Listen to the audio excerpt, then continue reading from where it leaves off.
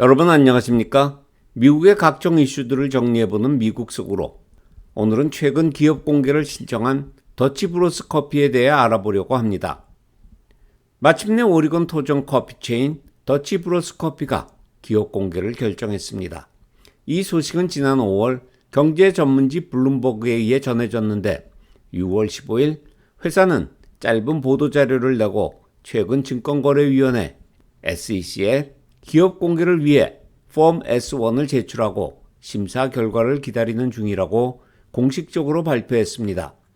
더치브로스는 현재 미국에서 가장 큰 비상장 커피 체인으로 그들이 기업 공개를 결정했다는 것은 향후 스타벅스에 필적하는 대규모 기업으로 발돋움하겠다는 의지를 천명한 것입니다.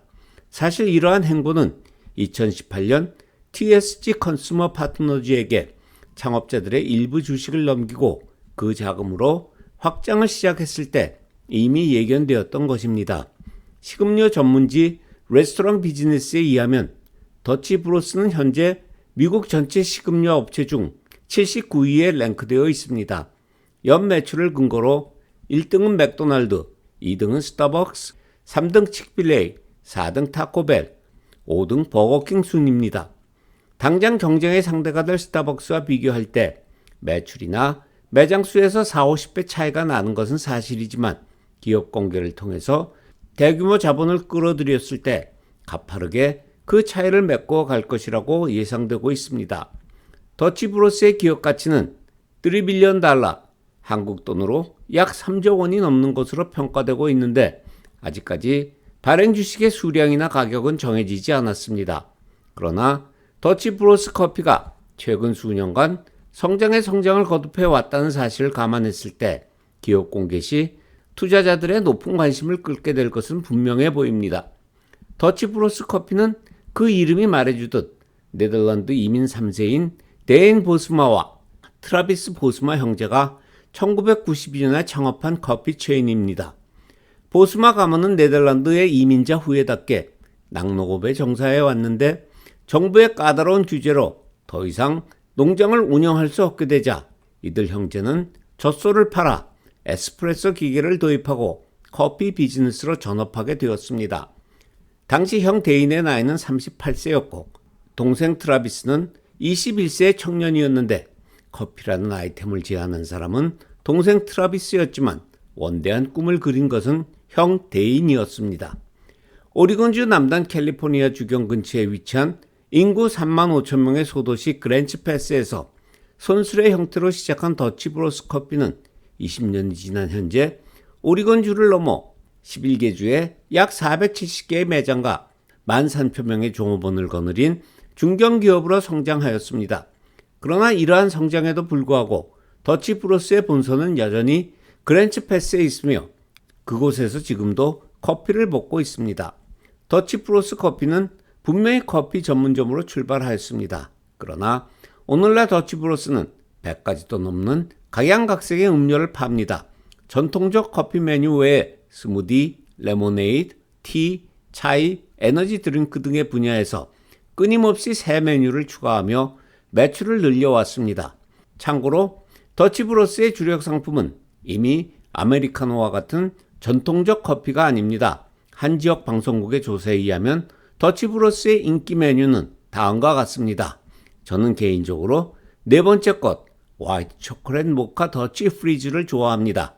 사실 이름이 멋있어서 그렇지 실제로는 한국의 믹스커피에 슬러시를 넣은 맛입니다. 어쨌거나 더치브로스의 성공 비결은 무엇이었을까요? 창업자들이 그동안 여기저기서 해왔던 이야기를 종합해서 정리해보면 다음과 같습니다. 첫째, 더치브로스 커피는 드라이브 트루 매장을 주축으로 합니다.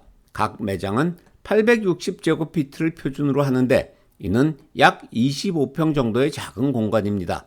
더구나 각 건물은 자기 소유를 원칙으로 하기 때문에 매장 관련 비용이 상대적으로 매우 적게 들어갑니다. 둘째, 더치브로스 커피의 드라이브 트루 매장은 복잡한 도심을 피합니다. 오히려 교외 지역, 농촌 지역과 주택가로 파고듭니다. 왜냐하면 이런 곳의 매장은 차를 가지고 쉽게 접근할 수 있기 때문입니다. 이 드라이브 트루 매장이 고객을 불러들이는 이유는 항상 서두르는 현대인의 습성과 잘 맞기 때문입니다. 셋째, 더치 브루스 커피는 포지티브 에너지, 즉 긍정의 에너지를 강조합니다. 이를 위해 각 매장의 종업원들은 자신들만의 음악을 들으며 리듬에 맞춰 흔들면서 일할 수 있습니다. 그렇다고 고객 대응을 자기 마음대로 해도 된다는 이야기는 아닙니다. 고객들의 차가 드라이브스루로 들어오면 종업원이 직접 주차장에 나와서 고객과 눈을 맞추고 주문을 받습니다. 긍정의 에너지를 고객에게 전달하면서 동시에 고객의 픽업 시간을 최소한으로 줄이기 위한 조치입니다. 지난 팬데믹 기간 동안 풀 서비스 커피점들은 큰 타격을 입었지만 더치 브루스는 오히려 매출을 확 늘렸습니다. 왜냐하면 드라이브스루의 장점인 차에서 거리를 두고 주문할 수 있다는 안전성이 빛을 발했기 때문입니다. 이런 이유로 더치 브루스는 2020년에만 53개의 매장을 더 늘릴 수 있었고 올해는 85개의 매장을 신규 오픈할 예정입니다. 더치 브루스는 그동안 두 가지 방법으로 매장을 늘려왔습니다. 하나는 프랜차이즈 가맹점이고 다른 하나는 회사 직영점인데 그 비율은 6대4 정도로 가맹점이 조금 더 많습니다. 그러나 그동안 가맹점은 더치 브루스의 바리스타들에게만 허용되었을 정도로 일관된 서비스와 긍정의 문화를 강조해 왔습니다. 앞으로 주식시장을 통해서 대규모 자본이 들어오게 되면 아무래도 직영점의 수가 늘어나겠지만 바리스타 우대 정책은 지속될 것으로 보입니다. 더치 브루스 커피는 대내적으로 드라이브스루 커피 체인이라고 소개되고 있습니다. 그러나 전 매장의 3% 정도는 스타벅스와 같은 풀 서비스 매장입니다.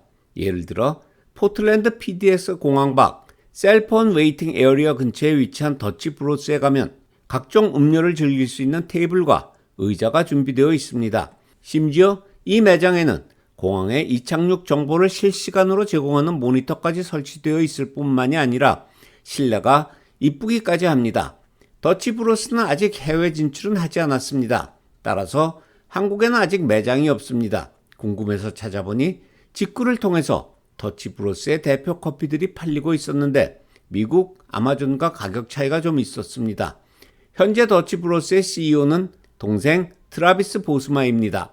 트라비스의 형이자 공동 창업자였던 데인 보스마가 2009년 루게릭병으로 먼저 세상을 떠났기 때문입니다. 그를 기리기 위해 더치 브루스는 1년에 한 번씩 드링크 원 포 데인이라는 이벤트를 열고 하루 매상의 일정 부분을 근육 위축병 협회인 MDA에 기부하고 있습니다. 데인이 루게릭 판정을 받은 직후부터 시작된 이 행사는 올해로 15주년을 맞아 지난 5월 14일에 열렸는데 190만 불을 모아서 이 단체에 기부하였습니다.